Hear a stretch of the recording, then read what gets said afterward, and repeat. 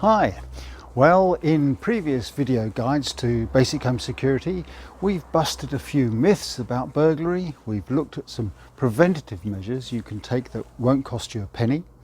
We've looked at the environment and at your boundary. Today we're going to concentrate on that part that comes under the greatest attack from those scumbag burglars. Your doors and windows, the shell of your building. Welcome to Grey Matters on Location.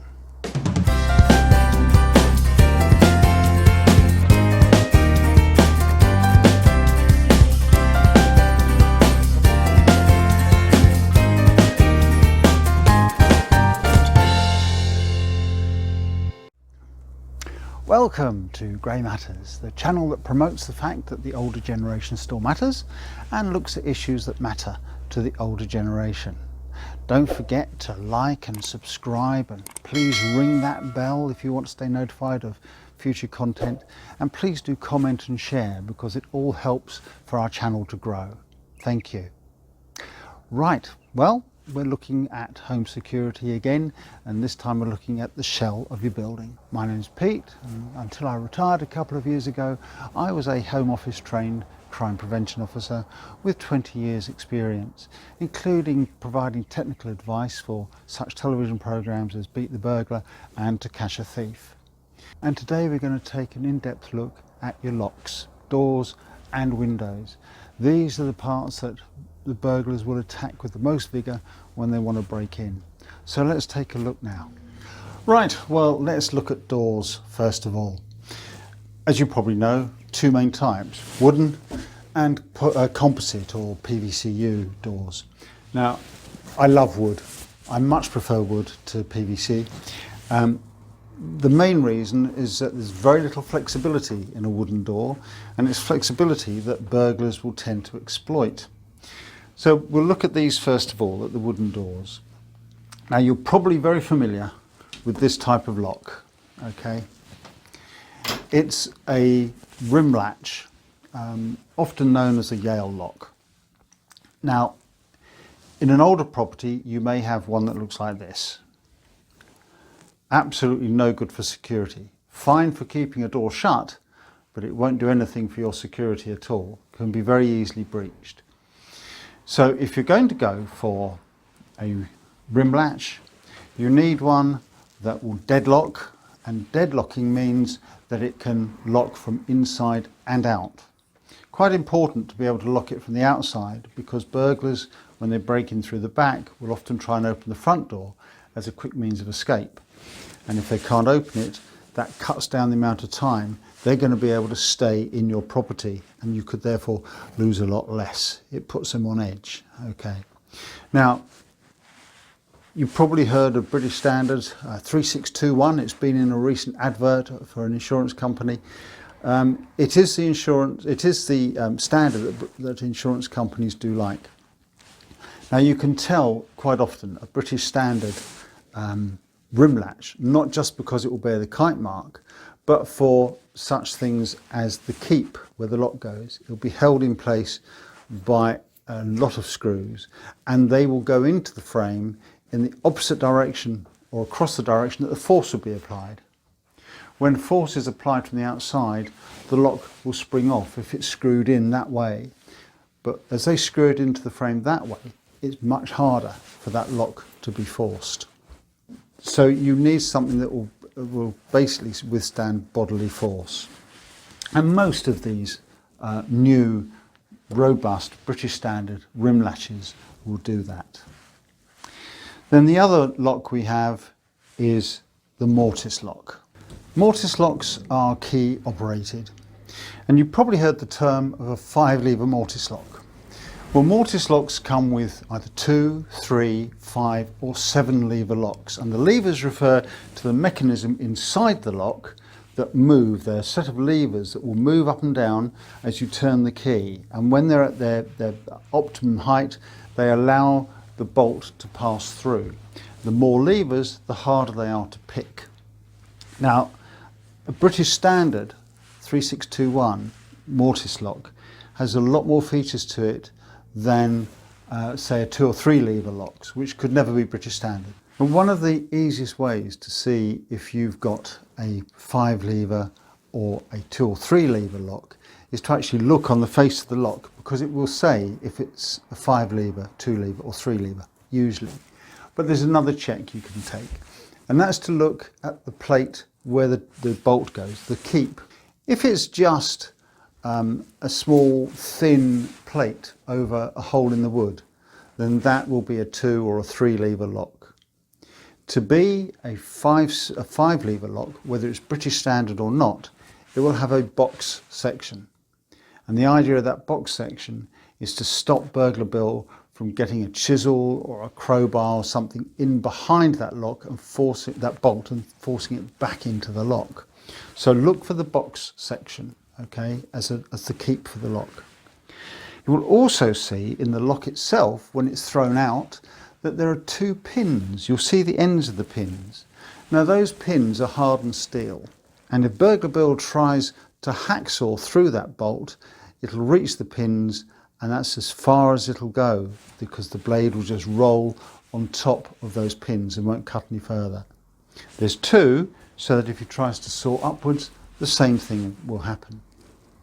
Also, the body of the lock is hardened steel and will resist drilling.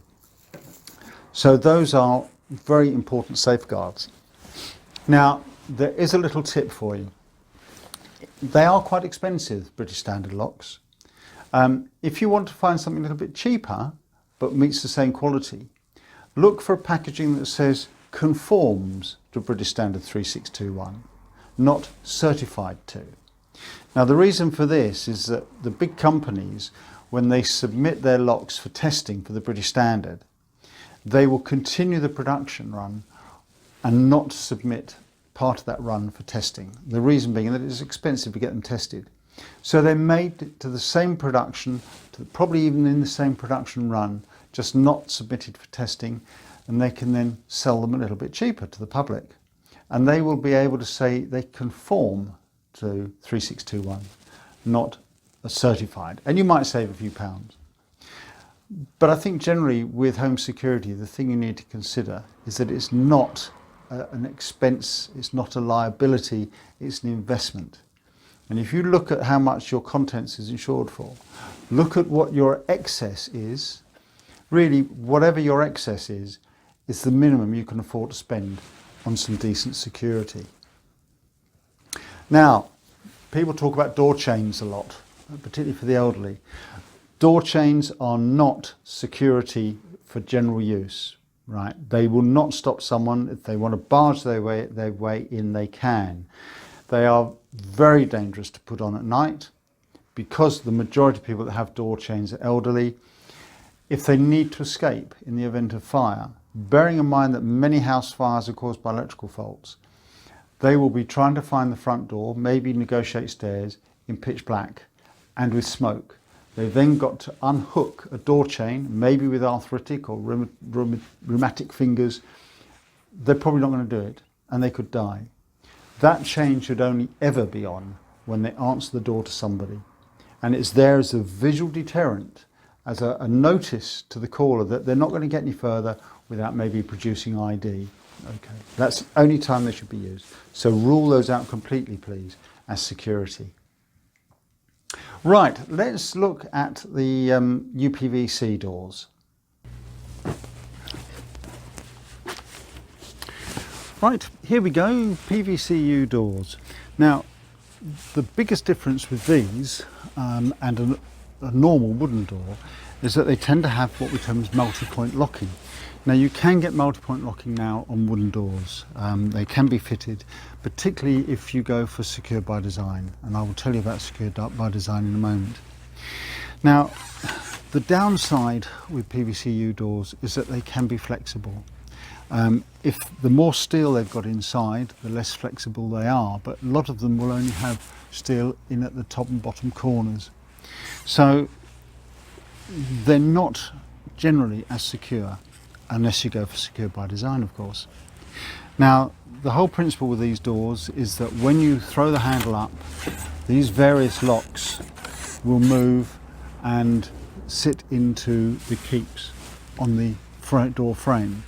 You should also have a hook lock and chute bolts at the top and bottom as well that go into the top and bottom of the frame. All these elements will stop that door flexing and reduce the risk of them being broken into.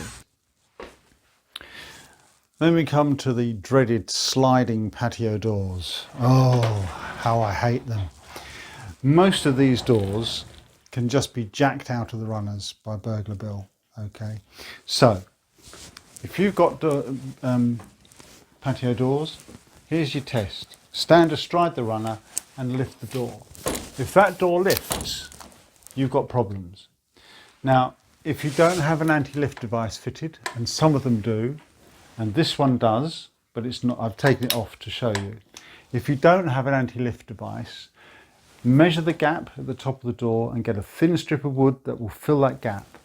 Open the door, screw it into the runner, and that will then stop anyone lifting that door out of the runner. Well, that just about wraps it up for this video. Don't forget, of course, the shell of your building isn't just doors, it includes windows, and we'll look at those in the next video, which will be out in a couple of days' time. Don't forget, of course, to like and subscribe. Give us a thumbs up, because all those comments and things help the algorithm and help to spread the news about our channel and helps our channel to grow. So until the next time on Grey Matters, thanks for joining us, and we'll see you soon. Bye for now. Don't forget to comment if you wish to like and subscribe. Give us some thumbs up. Right, well, that's about it for this video. I like to try and keep them to about 12 minutes. Otherwise what will you do? I don't know what you're going to do. What will you do?